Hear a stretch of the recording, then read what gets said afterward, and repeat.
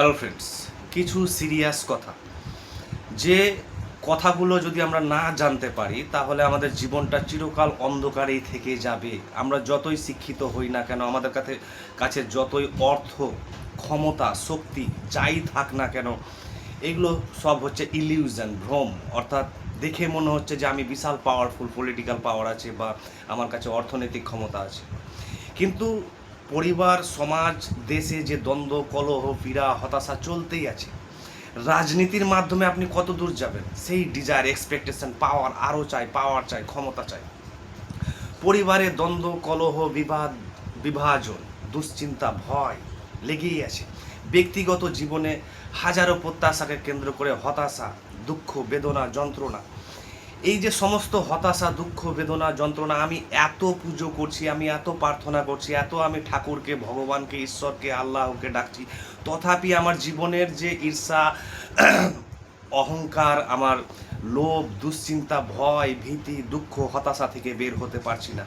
তাই আমার একটি ব্যক্তিগত অভিজ্ঞতা আপনাদের বলবো, যে জিনিসটি যদি আপনি প্রবেশ করেন সেখানে, তাহলে আপনার জীবনও কিন্তু বড় বড় মেসেঞ্জার, প্রফেট, ঋষি, অবতার, বড় বড় দ্রষ্টা, চিন্তাবিদ, দার্শনিকদের মতোই আপনার জীবন বদলে যাবে।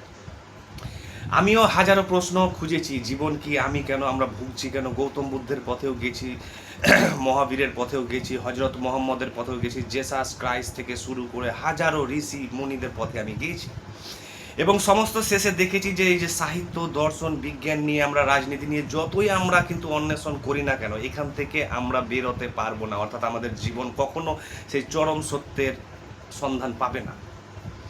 তাই আমি দীর্ঘ 8 থেকে 10 বছর রিগোরাস মেডিটেশন, কঠোর ধ্যান, দিনের পর দিন ধ্যান আমি করেছি, ধ্যান শিখেছি বহু যোগী, ঋষি, মুনিদের কাছ থেকে।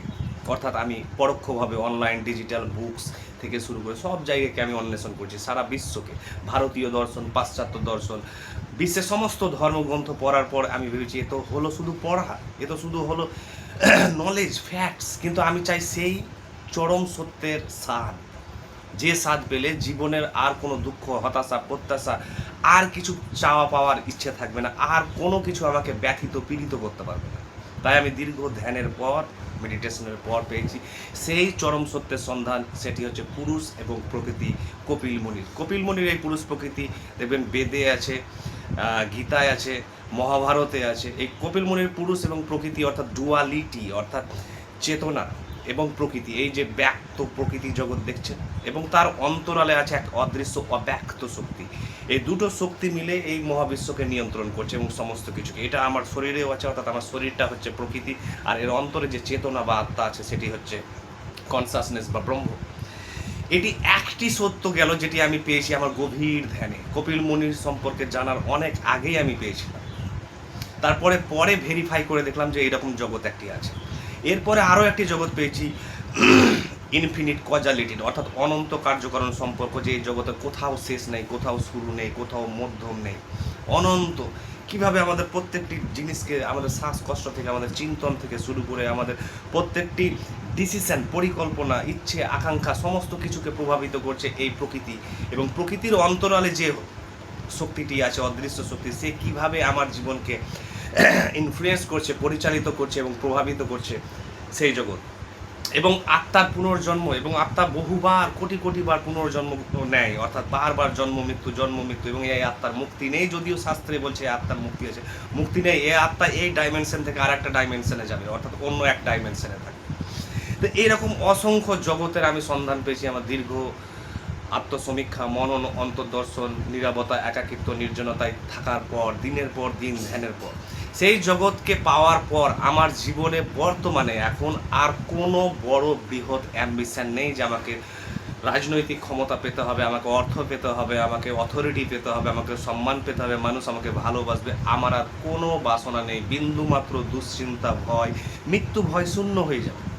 অর্থাৎ আপনার জীবনের যে কোনো হারানোর যে ভয়, মানুষের সবচেয়ে বড় ভয় হচ্ছে হারানোর, অর্থাৎ সম্পত্তি হারানোর ভয়, জীবন হারানোর ভয়, আত্মীয় পরিজন, সমাজ, গড, সমস্ত কিছুকে ভয় মানুষের। এই ভয় থেকেও আপনি মুক্ত হয়ে যাবেন যদি এই জগতে ট্রাভেল করেন। এই জগৎ ছাড়া মানুষ কখনো সে সর্বোচ্চ জ্ঞানের অধিকারী হতে পারবে না, অর্থাৎ এই অতীন্দ্রিয় জগৎ। এই পার্থিব জগৎ এবং অপার্থিব জগৎ দুটোকে একত্রে যদি মানুষ বুঝতে না পারে, যতক্ষণ না সে বুঝতে পারবে ততক্ষণ সে পরিবারে দ্বন্দ্ব, কলহ, সম্পর্ক, আত্মীয় স্বজন থেকে শুরু করে রাজনৈতিক জগৎ থেকে শুরু করে কর্মক্ষেত্র থেকে শুরু করে সব জায়গায় বিবাদ, দ্বন্দ্ব, কলহে থাকবে। সর্বদা সে অস্থির থাকবে, তাড়াহুড়ো করবে এবং সর্বদা দুশ্চিন্তা হবে। তাই এই সমস্ত জগৎ থেকে মুক্তির উপায় হলো আধ্যাত্মিক জগৎ বা দার্শনিক জগৎ। নট আমি ধর্মীয় জগতের কথা বলছি না, ধর্মীয় জগতের মাধ্যমেও আপনি কিন্তু এই সর্বোচ্চ সত্যের সন্ধান পেতে পারেন, দার্শনিক জগতের মাধ্যমেও এই সন্ধান পেতে পারেন, বৈজ্ঞানিক জগতের মাধ্যমে এই সর্বোচ্চ সত্যের সন্ধান পেতে পারেন, মনস্তাত্ত্বিক জগতের মাধ্যমে পেতে পারেন। অর্থাৎ পথ ভ্যারাইটি। তাই তো বলা হয় হিন্দু ধর্মের কর্মযোগ, জ্ঞানযোগ, ভক্তিযোগ, ধ্যানযোগ, হাজারো যোগ, মানে হাজারো way of exploring the truth. তো যার পথেই যান, হিউম্যানিজমে যান, এক্সিস্টেন্সিয়ালিজমে যান, এথিইজমে যান, যেখানেই যাবেন তার যদি সর্বোচ্চ শিখরে পৌঁছাতে পারেন, তাহলে আপনার জীবনের সমস্ত অন্ধকার দূর হয়ে আপনি আলোকিত হয়ে যাবেন, অর্থাৎ এনলাইটেন। আর জীবনের লক্ষ্যই হলো আলোকিত হওয়া, এনলাইটেন, যেটা কখনো অর্থনীতি বা রাজনীতি বা এইসবের মাধ্যমে সম্ভব নয়। তাই যুগে যুগে সাধকরা এসেছিলেন মানুষকে আলো দেখাতে, জাগাতে, কিন্তু মানুষ সেই জগৎ ভুলে আজ সংকীর্ণ সীমিত জগতে, খুব আঞ্চলিক গতানুগতিক গড়পরতা জগতে বাস করছে বলেই সে দিন রাত ভুগছে বিভিন্ন কারণে। এই সমস্ত অন্ধকার থেকে মুক্তির উপায় হলো সেই অতীন্দ্রিয় জগৎকে এক্সপ্লোর করা। Thank you.